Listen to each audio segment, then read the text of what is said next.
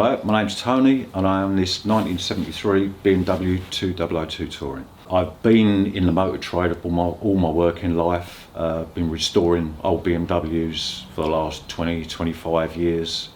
Yeah, always been around the car, love the brand, and that's all I drive, it's just BMWs. I wasn't particularly looking for a 2002, it's just a sort of like a Facebook middle of the night sort of thing, and this car popped up. I knew the guy who owned it, so done a few messages and that, and I ended up winning the car, and that was it, and that's the beginning of the story of it. The car was complete, it was part stripped, there's boxes and boxes of stuff inside the car and stuff, and when it got out I was pulling these boxes out. I've never worked on a 2002 before. My history is E30s, and I'm sort of standing there scratching my head looking at these parts going, where does this go and where does that go? But I got there eventually with some help from the guys on the 2002 forums. It was really helpful.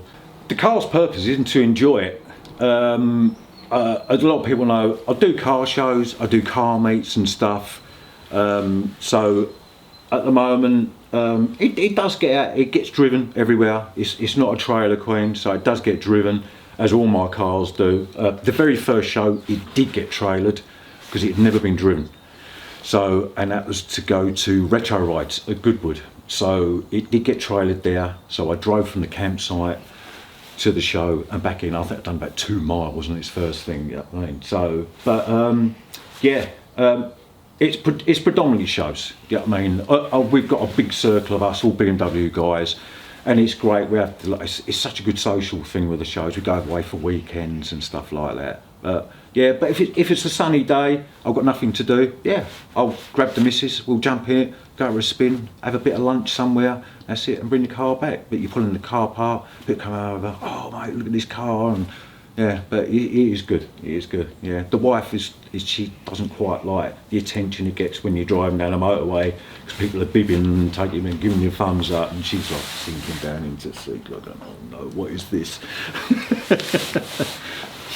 Yeah, but yeah, it's purely to enjoy it. A year into the build, I had back problems, and there is a lot of people I want to thank as well, because they helped me with the car, because it got to the point where my back was so bad and I was waiting for an operation.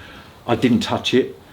So where I work for a company called Westfield Coachworks and all that, and I spoke to my boss and I said, like, if I take the car into work, because it's going to fall right behind. I really want the car done for 2021. I started in 2018.